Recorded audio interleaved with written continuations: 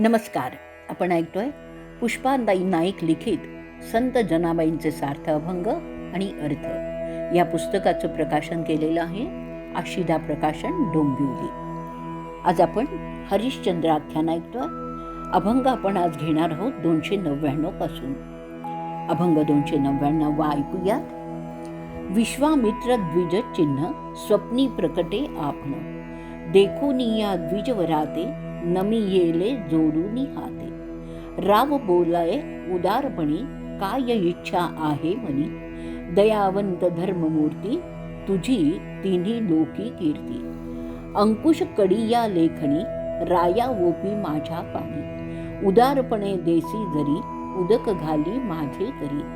कृपा करुणी आम्हावरी आले पाहिजे नगरी, येथे संकल्पा वाचून नाही होत माझे येण. राये घेऊन जीवनी ऋषी हस्तकी घालुनी, एक नवल देखे दृष्टी काळ पुरुष उभा पाठी. लोहदंड घेऊनी करी घालू पाहे त्याचे शिरी, तेने झाला भयभीत राव स्वप्नात बरळत. राव बैसला उठून करी देवाचे स्मरण, तारामती पुसे राया काहो बरळला स्वामी या. राज्यदान सुकृत कोटी एक काळ पुरुष पाठी, लोहदंड घेऊन करी घालू पाहे माझे शिरी. येरू म्हणे या जीवनी करा स्नाना ते जाऊनी, अग्निमुखी द्यावे दान स्वप्न दोष नासती जाण. म्हणे प्रधान महाराजा दान करा काही द्विजा, ऐसे बोलता वचन विश्वामित्र आला जाण. राजा बोले कर जोडून शयनी देखी येले स्वप्न, ह्याच स्वरूपाप्रमाण ऐसा देखिला ब्राह्मण. सिंहासन सभे दिनी राया देगा मज लागोनी, आता मागे दक्षिणेसी म्हणे नाम याची दासी. म्हणे नाम याची दासी. अर्थ ऐकूयात. हरिश्चंद्र राजाच्या स्वप्नी विश्वामित्र प्रकट होतो. ब्राह्मण ऋषी स्वप्नात बघून राजाने हात जोडले, नमस्कार केला. राजा मोठ्या उदारपणे ब्राह्मणाला म्हणाला, आपल्या मनी काय इच्छा आहे? ब्राह्मण म्हणाला, तू तर राजा दयावंत आहेस. तू म्हणजे साक्षात धर्ममूर्तीच, अशी तिन्ही लोकात तुझी कीर्ती आहे. तुझा प्रजेवरचा अंकुश म्हणजेच तुझी राजमुद्रा आहे. यामुळे राज्य तुझ्याच अधिपत्याखाली आहे. ते तू माझ्या हाती सोपव. उदारपणे देणार असशील तर माझ्या हातावर पाणी सोड. राजा म्हणाला, आमच्यावर कृपा करून आमच्या नगरी तुम्ही आलं पाहिजे. यावर संकल्प केल्याशिवाय माझं येणं होत नाही, असं ब्राह्मण म्हणाला. म्हणून राजाने हाती पाणी घेऊन ब्राह्मण रूपात असलेल्या विश्वामित्रांच्या हातावर पाणी घातलं आणि संकल्प सोडला. त्याच वेळी त्याच्या दृष्टीला एक नवल पडलं की त्याच्या पाठीमागे त्याला काळपुरुष यमदेव दिसला. काळपुरुषाच्या हाती एक लोहदंड असून तो लोहदंड काळपुरुष राजाच्या डोक्यावर मारू पाहत होता. राजा भयभीत स्वप्नातच होऊन बरळायला लागला. तसाच उठून बसत तो देवाचं नामस्मरण करू लागला. तारामतीने पण विचारलं, तुम्ही काही बरळलात का? त्यावर हरिश्चंद्राने उत्तर दिलं की खूप मोठं पुण्य असल्याशिवाय राज्यदान घडत नाही. ते मी स्वप्नात माझ्याकडून घडल्याचं पाहिलं, परंतु ज्या ऋषींना मी राज्यदान केले त्यामागे काळपुरुष दिसला. काळपुरुष हाती लोहदंड घेऊन माझ्या शिरी त्याचा प्रहार करू पाहत होता. तारामती राजाला म्हणाली, आधी तुम्ही जागे व्हा, उठा आणि स्नान करून या आणि अग्निमुखात म्हणजे अग्निहोत्र काही अर्पण करावं, ज्यामुळे स्वप्नदोष जाईल. प्रधानाने राजाला काही ब्राह्मणांना दान करण्यास सांगितलं. ब्राह्मणाला दान करा असं बोलणं ऐकताच विश्वामित्र तिथे हजर झाला. राजा हात जोडून मी झोपेत स्वप्न पाहिलं आहे असं सांगतो. ह्याच्या रूपासारखाच ब्राह्मण मला स्वप्नात दिसला, ज्यांनी राजसभेत मी असताना तुझं राज्य म्हणजे सिंहासन मला दे असं सांगितलं. आता आणि मला तू दक्षिणा मागतो आहे असं नामयाची जनी म्हणतीये. पुढचा अभंग 300 ऐकूया. ऋषी म्हणे समर्था असो स्वप्नींची ही वार्ता, इच्छा धरूनी आलो येथे, औट तू कदे कनकाते. कृपा करून द्याल जरी, उदक घाली माझे करी, दया करा आम्हावरी, आले पाहिजे नगरी. येथे संकल्पा वाचून, नाही होत माझे येणे, राये घेऊन जीवन, ऋषी हस्तकी घालून, विश्वामित्र शिबिकासनी, राव चालीला घेऊन. मार्गी वाद्यांचा लाघव, अयोध्येसी आला राव, राव प्रवेशला नगरी, विश्वामित्र बैसला द्वारी. दंड पडताळुनी हाती, लक्षी येली तारामती, उभी थरथरा कापत, राजा जाणविली मात. राव म्हणे ऋषीश्वर, कोण्या अन्यायाने मार, केला संकल्प आम्हासी, नाही दिले दक्षिणेसी, दान न देता आम्हासी, तू का गेलासी सदनासी. हात बांधून या राया, दंड हस्ते मारी तया, तव आला रोहिदास, चरणी ठेवी मस्तकास. येरू रक्तांबर नयन, पुसे कवणाचा कवण, राव म्हणे कुळभूषण, आहे अमुचा नंदन. राजा पाचारी भांडारी, आणा कनकाते झडकरी, मज दिले राज्यदान, तोची घेसी तू परतोनी. छत्र मुद्रा सिंहासन, ऋषी हस्तकी गोपुन, हे तो आले राज्यदाने, औटभार कनक देणे. धनवंत सौदागर, उभे रायाचे समोर, धन देतो जी अपार, सोडा रायाला सत्वर. विश्वामित्र म्हणे त्यासी, काय करावे द्रव्यासी, क्षितीवरी जितके धन, तेही माझेची संपूर्ण. नाही कोणाचा उपाव, जनी म्हणे रक्षील देव, जनी म्हणे रक्षील देव. अर्थ, स्वप्नातील का असेना पण ही वार्ता आहे ना, मग असू दे स्वप्न, असं ऋषी म्हणाले. मी तुझ्याकडे इच्छा धरून आलो, तेव्हा तू मला थोडंसं सोनं आणि औटभर म्हणजे 8,000 सोनं देणार असशील तरच पाणी माझ्या हातावर घाल. राजा म्हणाला, महामुने दया करा, पण त्यासाठी माझी नगरीतच माझ्या आपण आलं पाहिजे. तू संकल्प केल्याशिवाय मी येऊ शकत नाही. म्हणून राजाने ऋषींच्या हातावर पाणी सोडलं आणि नंतर राजाने विश्वामित्राला पालखीत बसवून नगराकडे घेऊन चालला. वाद्यांच्या गजरात राजा अयोध्येत आला. राजाने नगरात प्रवेश केला, पण वेशी बाहेरच विश्वामित्र थांबला. हातातल्या दंडाकडे पाहत पाहत त्याचं लक्ष तारामतीकडे गेलं. राजाची स्वप्नातली वार्ता ऐकून ती थरथर कापत होती.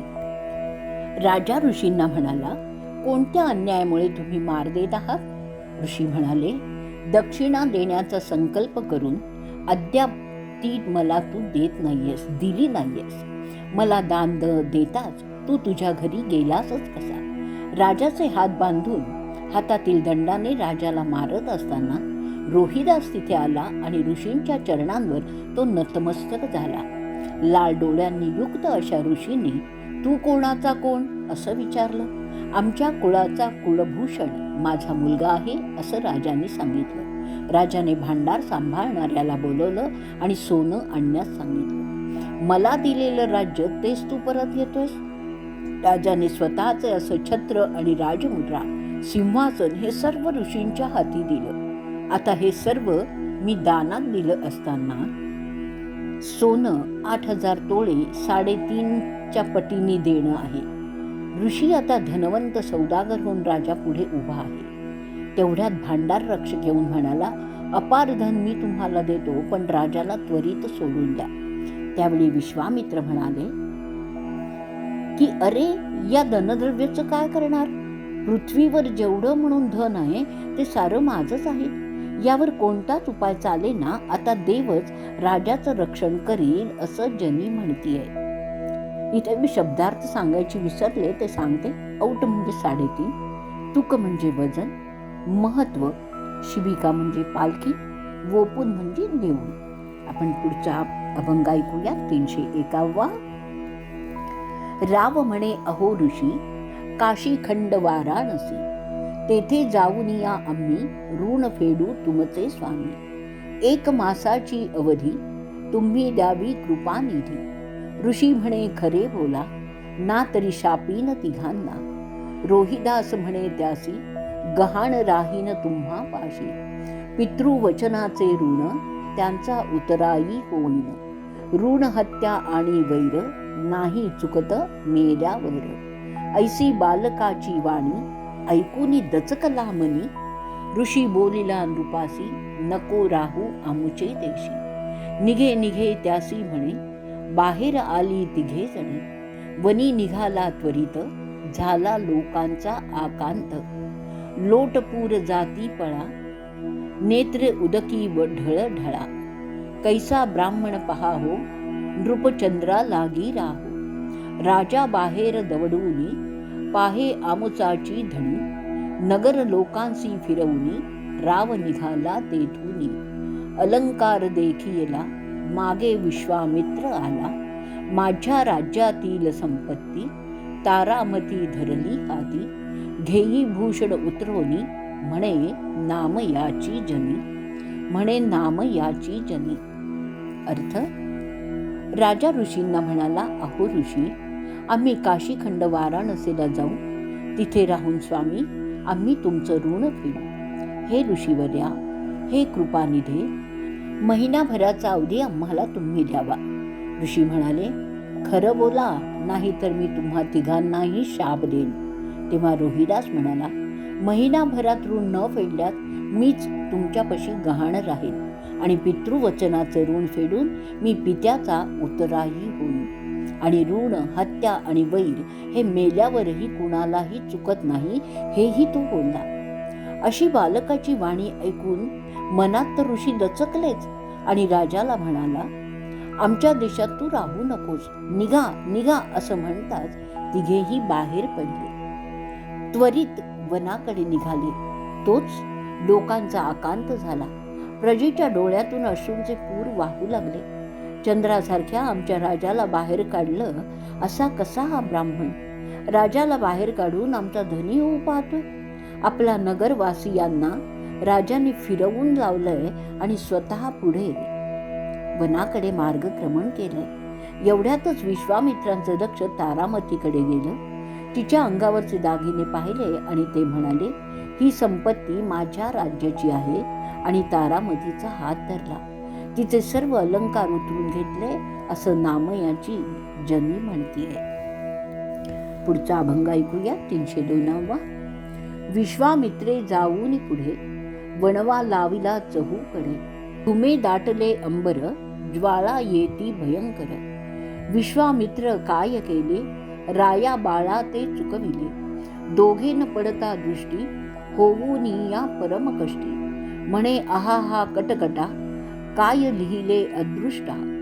मेले वडव्यात जळोनी ऐसे आले तिचे मनी. पिटी लल्लाट करतळे अंग टाकी धरणी लोळे. म्हणे बाळा रोहिदासा भेट देई गा पाडसा. सूर्यवंशी चुडा रत्ना प्राणपती गा निधाना. रावदृष्टी न पडता अग्नी खाईन तत्वता. ऐसे विचारिले मनी म्हणे नाम याची जनी. म्हणे नाम याची जनी. शब्दार्थ ऐकूयात. कटकटा म्हणजे हाय हाय. निधाना म्हणजे ठेवा. चुडारत्न म्हणजे सौभाग्य रत्न. लल्लाट म्हणजे कपाळ. अर्थ, राजा राणी आणि रोहिदास यांच्या पुढे विश्वामित्र जाऊन त्यांनी चहूकडे वणवा पेटवला. वणव्याच्या ज्वाला आकाशापर्यंत गेल्या आणि धुराने तर पूर्ण आकाशच व्यापून गेलं. एवढं करून विश्वामित्र थांबला तर नाहीच, उलट त्याने राजा आणि रोहिदास यांना तारामतीपासून वेगळंही केलं. दोघेही तारामतीला दिसत नसल्यामुळे ती आणखीनच कष्टी झाली आणि हाय हाय हा रे देवा, अरे माझ्या काय रे असं दैवा, काय लिहिलंय माझ्या दैवात. वणव्यात दोघेही जळून मेले तर नसतील ना अशी शंकाही तिच्या मनी आली आणि हाताने कपाळ बडवीत बडवीत नशिबाला दोष देत देत धरणीवर अंग टाकून ती गडबडा लोळायला लागली. अरे रोहिदासा, अरे माझ्या पाडसा, मला भेट रे तू, असं ती म्हणत होती.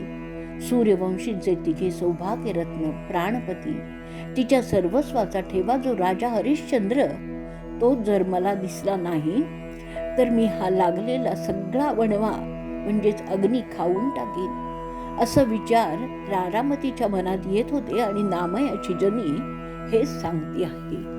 आजचा भाग आपण इथे संपवणार आहोत. परत उद्या आपण हरिश्चंद्र आख्यानच घेणार आहोत आणि अभंग घेणार आहोत 303 पासून पुढे.